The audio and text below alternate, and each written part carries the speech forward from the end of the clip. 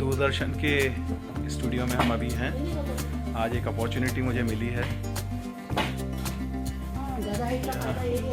Vishakha madam, पूर्वा madam और ये Anita madam.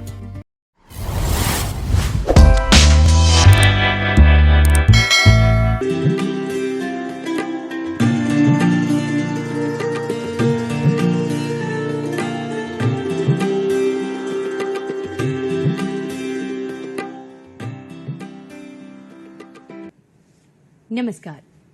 सामाजिक सरोकार कार्यक्रम में आप सभी का मैं पूर्वा त्रिवेदी स्वागत करती हूं। जी हां, आज का हमारा विषय है वैश्विक कल्याण में कंप्यूटर का योगदान। जैसा कि आप जानते हैं, इस कार्यक्रम के माध्यम से समाज के विभिन्न पहलुओं से हम आपको अवगत कराते हैं। ऐसे व्यक्तित्व को लेकर आपके समक्ष लेकर आते हैं जिनका समाज में महत्वपूर्ण योगदान है। और देखा जाए तो समाज सेवा सिर्फ पारंपरिक रूप से ही नहीं की जा सकती है। आज तो आप जानते हैं कि औद्योगिक क्रांति, कंप्यूटर क्रांति, जब से हमारा समाज इस ओर आगे बढ़ रहा है, तब से कई चीजें सरल और आसान हो गई हैं। यहाँ तक कि दूसरों की सेवा करना, उन तक मदद पहुंचाना भी बहुत ही आसान हो गया है। इसी विषय पर आज हमने बात करने के लिए भारतीय सूचना प्रौद्योगिकी संस्थान भोपाल से प्रोफेसर डॉक्टर विशाखा चौरसिया जी और प्रोफेसर डॉक्टर गगन विश्वकर्मा जी को अपने स्टूडियो में आमंत्रित किया है। बहुत बहुत स्वागत है आप दोनों का हमारे कार्यक्रम सामाजिक सरोकार में। और दर्शकों, हम आपको बताना चाहेंगे कि हमारा जो विषय है वैश्विक कल्याण में कंप्यूटर का योगदान। आज हमारे स्टूडियो में दोनों ही कंप्यूटर एक्सपर्ट यहाँ उपस्थित हैं, तो हम जानेंगे कि समाज सेवा में और बढ़ते हुए समाज के कल्याण में या जो समाज की दिशा आगे जा रही है उसमें कंप्यूटर का क्या योगदान है।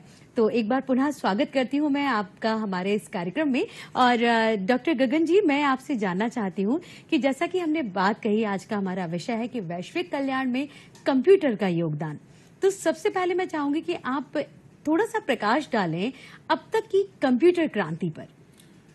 देखिए पूर्वा जी, सबसे पहले तो धन्यवाद, आपने मुझे यहाँ बुलाया। कंप्यूटर की क्रांति के बारे में यदि हम बात करें तो शुरुआत उस तरीके से करते हैं कि पहले सारा इंफॉर्मेशन, सूचनाएं फाइल्स की फॉर्म में होती थी। तो कंप्यूटर की क्रांति आने के बाद, कंप्यूटर के प्रादुर्भाव होने के बाद से सारा का सारा इंफॉर्मेशन एंड डेटा हमारे कंप्यूटर के अंदर हो गया। तो उससे जो टाइम है वो टाइम काफी कुछ बचत हुई, उसके साथ ही साथ मैन पावर का भी बचत हुई।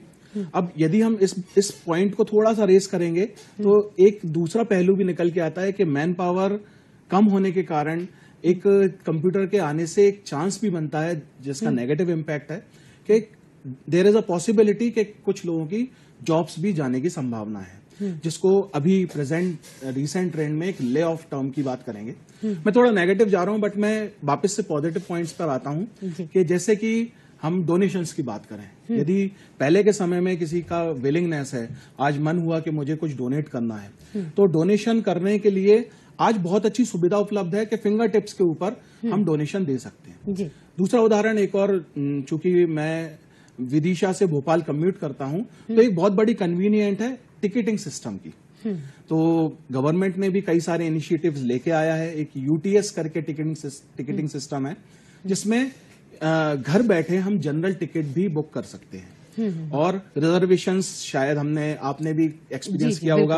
आपका कोई ट्रैवल प्लान है, आपका कोई वेकेशंस है, तो हम वो टिकटिंग कर सकते हैं अपनी फिंगर टिप्स पे घर बैठे बैठे। वहीं कैंसिलेशन, यदि हमारा प्लान बाई चांस चेंज होता है तो उसको बदल भी सकते हैं, कैंसिल भी कर सकते हैं। तीसरा एक उदाहरण के साथ मैं अपनी बात को अभी यहाँ पे एक पॉज दूंगा। मैप्स, पहले क्या होता था, कहीं हमको जाना है तो मैप्स के लिए मैप्स लेके जाना होता था। जी। तो आज की तारीख में कंप्यूटर क्रांति आने से ना सिर्फ कंप्यूटर, मोबाइल के अंदर भी पूरे विश्व का मैप उपलब्ध है। हम अपना ट्रैक डिसाइड कर सकते हैं। जैसे हमें हमारे IIIT भोपाल से यहाँ तक आना था तो हमने जीपीएस पे वो सेट किया सोर्स और डेस्टिनेशन, और हम यहाँ पे आ गए। हाँ, मोबाइल भी एक तरह का एक मिनी कंप्यूटर ही है, क्योंकि जो काम कंप्यूटर कर रहा है आजकल वही कार्य हमारा मोबाइल भी कर रहा है।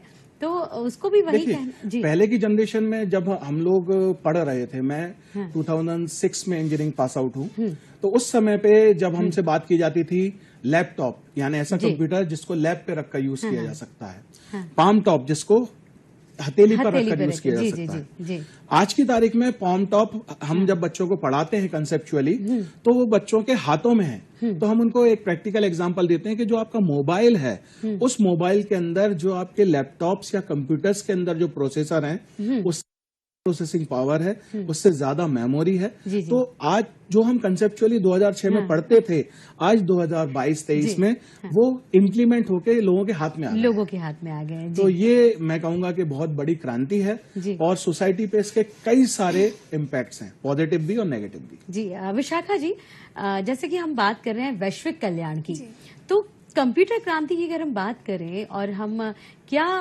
विश्व ने, कंप्यूटर क्रांति ने विश्व को एक साथ जोड़ा है, आपका क्या कहना है इस विषय पर?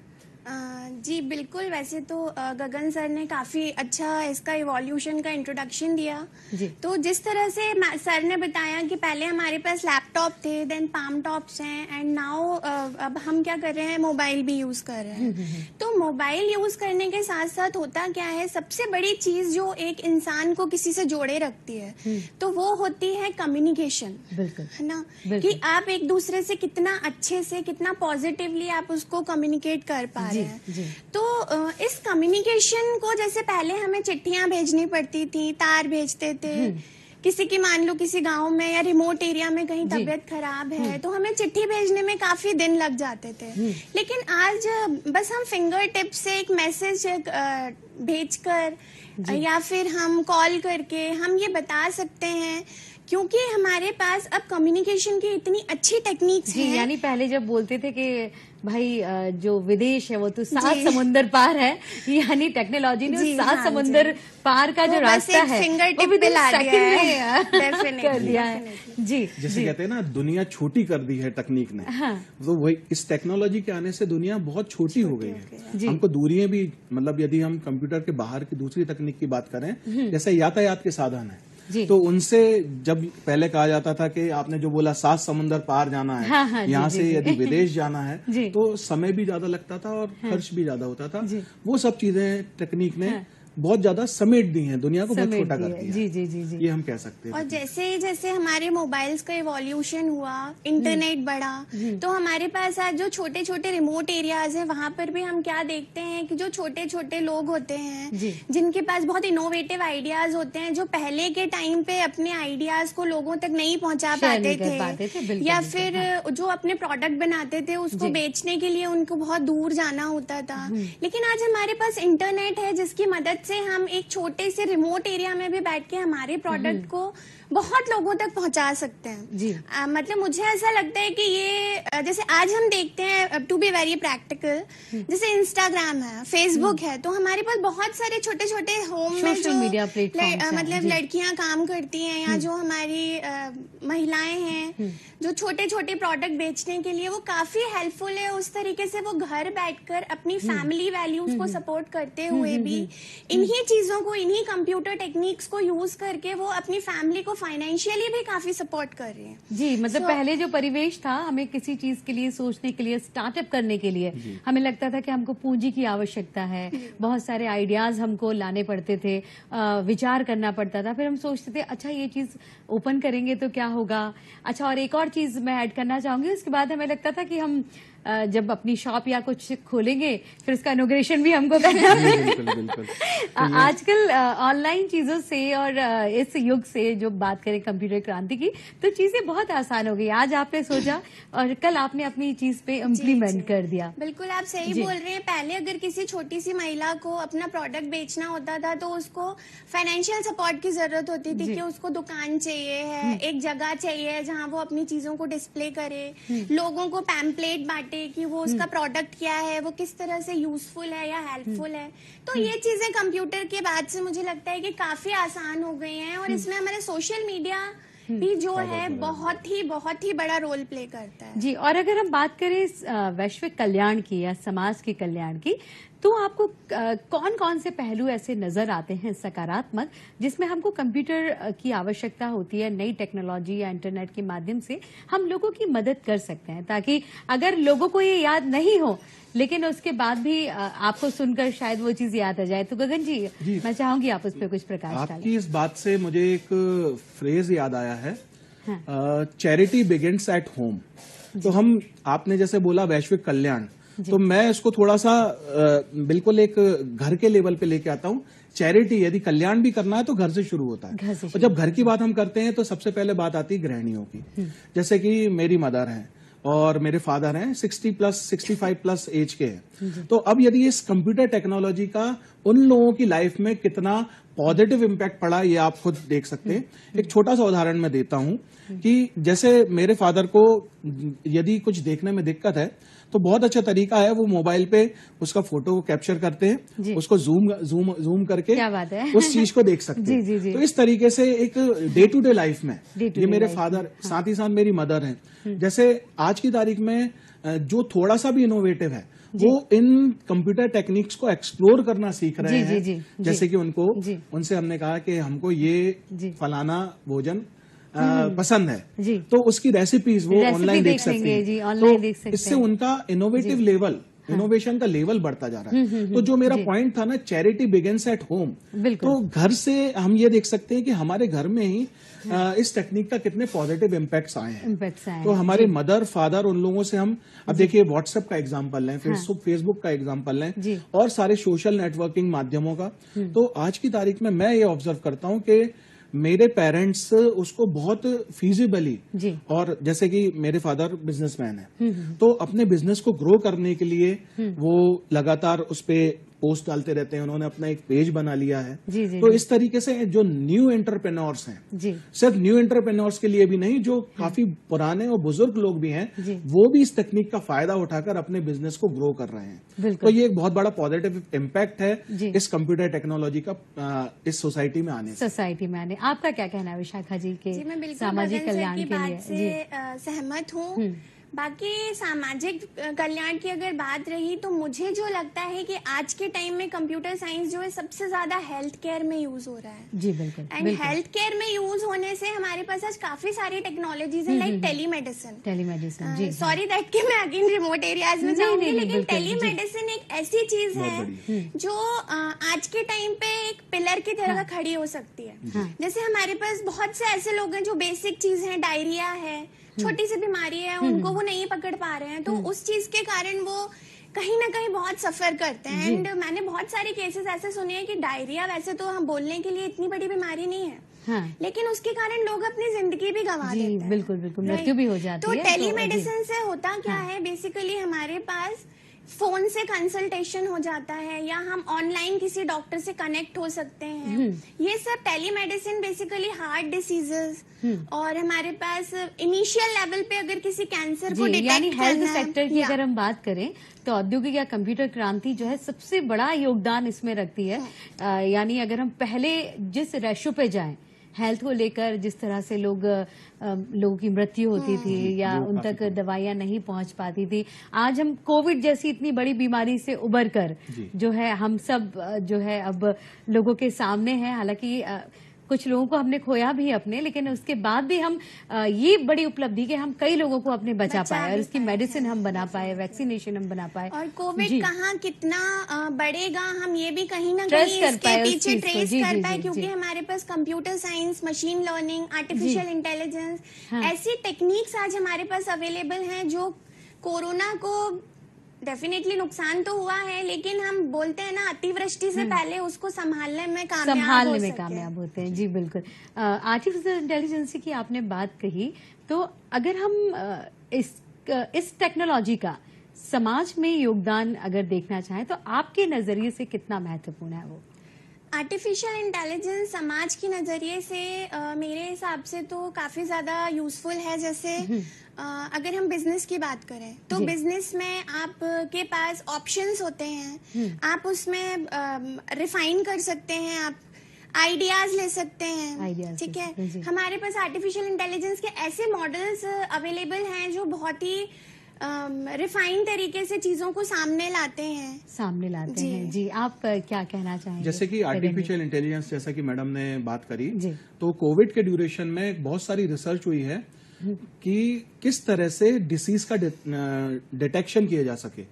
जैसे कि इमेज प्रोसेसिंग, शुरुआत में जब कोविड आया तो कोविड को डिटेक्ट करने के तरीके RT-PCR से पहले जल्दी डिटेक्ट करने का तरीका क्या था कि लंग्स का एक्सरे लिया हाँ, जाए। इवन कब पीक आएगा कोविड का, कब हम वो सब हाई कुछ होंगे, इस आर्टिफिशियल, तरह की और उससे चीजें भी पहले हमको- बिल्कुल शुरुआत में यदि हम जाते हैं, जब रिसर्च शुरू हुई तो जैसे किसी को सिम्टम्स आए जी। तो एक्सरे हर जगह, हर छोटी सी छोटी जगह जी। पर अवेलेबल था। सीटी फैसिलिटी हर जगह, सीटी स्कैनिंग की फैसिलिटी की नहीं facility, जी। थी। तो एक्सरे देख के उन एक्सरे में कोविड के क्या पैचेस हो सकते जी। हैं, तो इनिशियली ये डिटेक्ट करने में भी आर्टिफिशियल इंटेलिजेंस ने मदद किया। मदद की है अब जी। इसके अलावा दूसरा पहलू ई कॉमर्स की जो मैडम बात कर रही हैं, जी। ई कॉमर्स यानी जब कभी भी आप कोई प्रोडक्ट परचेस करने जा रहे हैं, उस प्रोडक्ट के बारे में हमको ये डिसाइड करना कि कौन सा प्रोडक्ट हमारे लिए सबसे ज्यादा सुटेबल रहेगा, हाँ, क्या कौन हम सा- लें, जी, किस जी, पर्टिकुलर, तो हमारे हम प्रेफरेंसेस सेट करके, इवन हम यदि प्रेफरेंसेस सेट भी नहीं करते हैं और हमारी चॉइस के अकॉर्डिंग जो हमने सर्च करी है,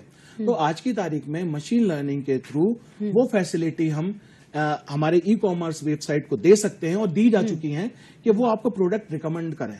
जी। बट फिर वहीं मैं दूसरे पहलू पर आता हूं, इसका नेगेटिव इम्पैक्ट ये है कि ये चीजें डिस्ट्रैक्ट भी करती हैं। जी जी आप एक छोटा सा उदाहरण मैं जी, आपको जी, देता जी, जी, बिल्कुल। हूं। जैसे कि हमको इस विषय पर या किसी भी सब्जेक्ट पर तैयारी करना जी। है, उसके मैटर को हम गूगल पे सर्च किया हमने। सर्च किया, हाँ। सर्च करने के बाद में एडवर्टीजमेंट आपको साइड में दिखते होंगे, जी तो एडवर्टीजमेंट एक्चुअली डिस्ट्रैक्शंस हैं। जी पॉजिटिव पॉइंट ये है कि आपको जो चीज परचेस करना है वो आपको सामने एडवर्टीजमेंट के फॉर्म में दिखाई दे रही दिखाई है। दे बट रही है। नेगेटिव पॉइंट ये है कि आप अपनी स्टडी से या वो टॉपिक जो आप सर्च करना चाह रहे थे उससे डिस्ट्रैक्ट होकर आपका ध्यान वहां चला जाएगा। वहां चला तो जाता ये है, जी। एक आर्टिफिशियल इंटेलिजेंस का एक बाय ऑब्वियस एक नकारात्मक प्रभाव भी ह्यूमंस की अच्छा, मानसिकता के आपने ऊपर। जहाँ बात कही कि हमारा ध्यान चला जाता है बरवसी, तो अगर हम इस सोशल मीडिया की भी बात की जाए तो हम कहीं ना कहीं जब किसी काम में बहुत व्यस्त रहते हैं या तो आपको देखा होगा कि उसकी भी एक लत सी पड़ जाती है। थोड़ी देर बाद हमको लगता है कि नहीं, हमको सोशल मीडिया से कनेक्ट होना है, हमको व्हाट्सएप, इवन अभी जो चैट बॉट, उसके बारे में मैं आपसे जानना चाहूंगी कि ये किस तरह से एक नेगेटिव प्रभाव जो है वो समाज में डाल रहे हैं। देखिए, नेगेटिव प्रभाव से पहले मैं एक सकारात्मक पॉइंट पे प्रकाश डालना चाहूंगा जी। कि जो आपने चैट बॉट, उसको बेसिकली एक उसका बहुत फेमस प्रोडक्ट है चैट जीपीटी। जी, चैट जी। जीपीटी के थ्रू, जैसे कि यदि मान के चलें हमें किसी का प्रोग्राम लिखना है, तो हम सिर्फ एक क्वेरी वहां पे लिखें और वो प्रोग्राम चैट जीपीटी हमको लिख के दे देता है। लिख के दे देता है, जी। ये एक सहूलियत मान सकते सहूलियत है, जी। हैं। मगर इसका मिसयूज स्टूडेंट्स किस तरीके से करते हैं कि हमने स्टूडेंट्स को असाइनमेंट की फॉर्म में क्वेश्चंस दिए, जी जी जी वो उन असाइनमेंट्स को एज इट इज लिखते हैं। चैट जीपीटी वहां से उसका सॉल्यूशन जो उसके डेटा में स्टोर्ड है उसके बेसिस पे सॉल्यूशन प्रोवाइड करते हैं। जी, यानी वो 100% सही हो, इसकी ये गारंटी कहना- नहीं है, इसकी गारंटी नहीं है। प्लस दूसरी चीज, जो बच्चे की क्रिएटिविटी है, जी। बेसिकली बच्चा कॉलेज में क्यों आता है, हम असाइनमेंट क्यों देते हैं, ताकि उसकी लर्निंग हो पाए। लर्निंग हो तो पाए, लर्निंग वाला पार्ट वो मिस कर रहा है, जी। यदि वो इन टूल्स को बहुत ज्यादा एडिक्टिवली यूज कर रहा है। जी जी जी तो ये जी, एक जी, नेगेटिव इम्पैक्ट एक पड़ता जैसे है, कहते जी, हैं क्रिएटिविटी जी, के ऊपर, जी। उसकी लर्निंग के ऊपर ये हाँ, नेगेटिव। यानी हम सर्च करने से पहले अपने गूगल सर्च कर लिया, चैट गूगल पे सर्च कर लिया, करना और चैट बॉट दोनों में पे, हाँ, फर्क है। जी जी जी गूगल सर्च में हाँ मैम, हाँ हाँ जी गूगल सर्च में क्या होता है, आप काफी सारी चीजें पढ़ते हैं तो जी। वो भी एक लर्निंग का ही प्रोसेस होता है। जी, जी, सपोज जी। आपने एक पर्टिकुलर टॉपिक सर्च किया, हाँ। लाइक हमने ई कॉमर्स ही सर्च किया, जी। तो ई कॉमर्स सर्च करने में हमारे पास उसके बहुत सारी चीजें आती हैं जो ऑप्शंस हमें होंगे और जानने जी भी जी हमको मिलती ये हैं। पता होगा कि हम पढ़ सकते हैं, अच्छा इसमें ये लिखा है, उसमें इसमें ये आपको लिखा है, अपना इसका- कॉमन सेंस जी, अप्लाई जी, करना जी, होगा जी। कि ये लिस्टेड ऑफ वेबसाइट्स हैं, इनमें से हम किसके ऊपर जाएं, तो वहां आपका खुद का इन्वॉल्वमेंट, बिल्कुल। आपकी कॉग्निटिव स्किल्स इन्वॉल्व हो रही हैं। जी। बट चैट जीपीटी ने एक तरीके से बाउंडेड कर दिया कि आपको वो एज इट इज आंसर दे दे रहा है, जी। और वो आंसर की करेक्टिव नेस का भी कोई गारंटी नहीं है। हाँ। तो ये एक ड्रॉबैक उसका समझ में आता है, खासतौर पे मैं एजुकेशन फील्ड में। मगर एक और, अभी मैं रिसेंटली एक आईआईटीज का एग्जामिनेशन का एग्जाम्पल देख रहा था, जी। उसमें उन्होंने ओपन बुक एग्जाम दिया, टीचर ने जी, ओपन जी, बुक जी। एग्जाम हाँ, दिया, हाँ। और उसमें मेंशन था all chatbots and ChatGPT is also permitted. Permitted. After that examination what was the comment of the students के sir exam was extremely tough, और उसको ओपन बुक हो जाने के बावजूद भी, यानी ये पॉसिबिलिटीज भी हैं यानी एज अ टीचर हमारे लिए चैलेंज बढ़ेगा, जी, जी, बट जी। संभावना ये भी है कि इस तरीके की चीजों को चैलेंज किया जा सकता है, यानी हाँ, मतलब हम तो टीचर हैं, तो कहीं ना कहीं हम उसका भी सोल्यूशन निकाल देखिए, सकते accuracy हैं नहीं और है। हम जी, लेकिन आज तो की हमने तारीख में वो वही भी तो टफ कर दिया। इंसान की ही हाँ, बनाई चीज है। बिल्कुल बिल्कुल। तो इंसान को तो उसके आगे निकलना ही है डेफिनेटली। नहीं, बिल्कुल। इन सब चीजों के साथ में एक और पॉइंट ऐड करना चाहूंगी। आर्टिफिशियल इंटेलिजेंस या machine learning techniques e learning में भी बहुत यूज होती हैं, जिसको हम ऑनलाइन लर्निंग या टेक एजुकेशन बोलते हैं। जी।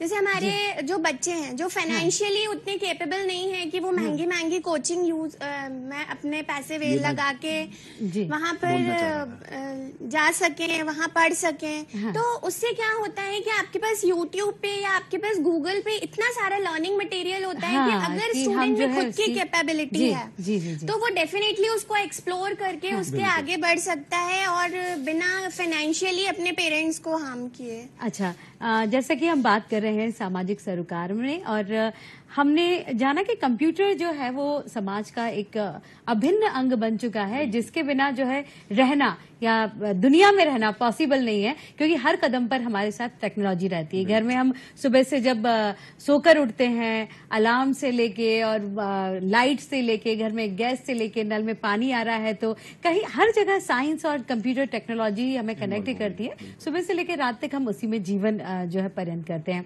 मेरा एक और सवाल था कि सेवा के बहुत सारे विकल्प होते हैं, जैसा कि आपने बताया, हमने मनी ट्रांसफर कर दी, हमने कंप्यूटर का यूज कर लिया। हमारे बुजुर्ग, बच्चे, बहुत सारे ऐसे लोग हैं जो इन सेवाओं के बारे में नहीं जानते या इनका उपयोग नहीं जानते। अगर एक माँ को अपनी बेटी से कहीं ना कहीं बात करनी है तो वो ये नहीं जानती कि मैं कैसे व्हाट्सएप को ऑन करूंगी या वीडियो कॉल कैसे कर सकती हूँ। तो क्या टेक्नोलॉजी को लोगों तक पहुंचाना, उनको सिखाना या ऐसे लोगों तक हमें उनको अवेयर करना, इन चीजों से परिचय करवाना, क्या ये भी एक सेवा का कार्य है? आप इसमें कहाँ तक सहमत मैं हैं? बिल्कुल सहमत हूँ और आपको एक उदाहरण देना चाहूंगा कि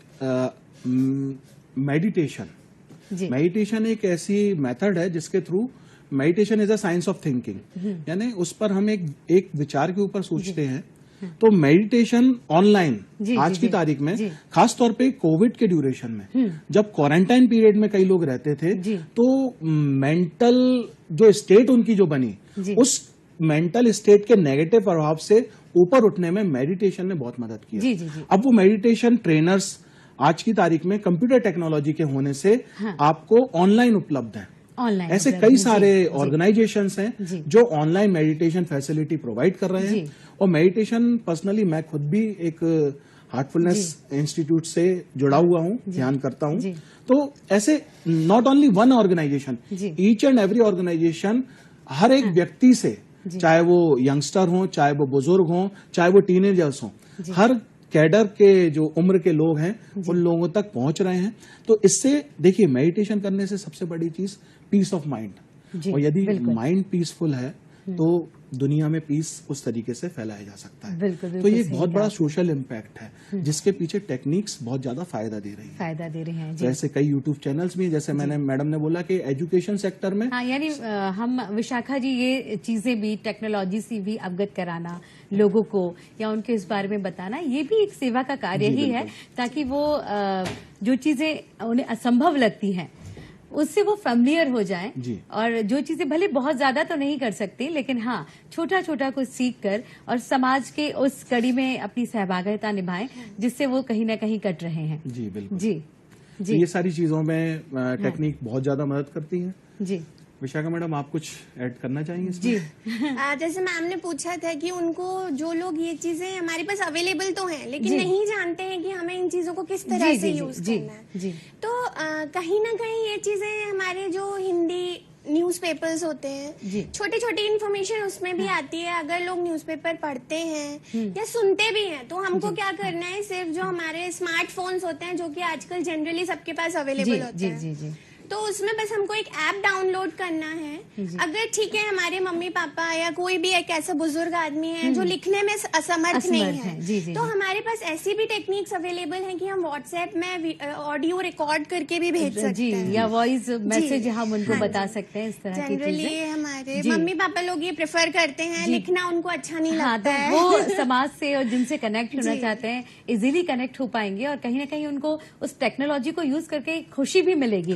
तो हम उनके चेहरे पर भी टेक्नोलॉजी से भी खुशी लेकर आ सकते हैं। जी तो गगन जी, विशाखा जी, बहुत ही अच्छी बातें आपने हमें बताई कि जाहिर सी बात है कि टेक्नोलॉजी का युग है, लेकिन इसका उपयोग सकारात्मक तरीके से हम किस प्रकार कर सकते हैं ये हमारे ऊपर भी निर्भर करता है। और टेक्नोलॉजी से फेमिलियर होके उसे अपना कर हम किस जगह आगे जा सकते हैं, कितना उसका उपयोग कर सकते हैं और हमारे जीवन में कितना लाभदायक है, ये बहुत ज्यादा जरूरी है। तो बहुत बहुत धन्यवाद आप दोनों का इतने अच्छे विषय में इतनी अच्छी जानकारी देने के लिए। दर्शकों, आपसे भी मैं कहना चाहूंगी कि कंप्यूटर युग है, कंप्यूटर क्रांति है, औद्योगिक क्रांति है। जी हाँ, लेकिन ये क्रांति या ये चीजें तब तक ही हमारे लिए फायदेमंद होती है जब हम इनकी बारीकियों को उतना जान लें जितना हमारे लिए आवश्यक है। और सेवा कार्य में ये भी एक बहुत ही महत्वपूर्ण कड़ी निभाती हैं। तो आज सामाजिक सरोकार में हमने बात की कि कंप्यूटर किस तरह से समाज कल्याण, वैश्विक कल्याण के लिए उपयोगी है। अगली बार कुछ नए विषय को लेकर, नए व्यक्तित्व को लेकर आपके समक्ष पुनः उपस्थित होंगे। देखते रहिए सामाजिक सरोकार और अभी आप सभी को मेरा नमस्कार।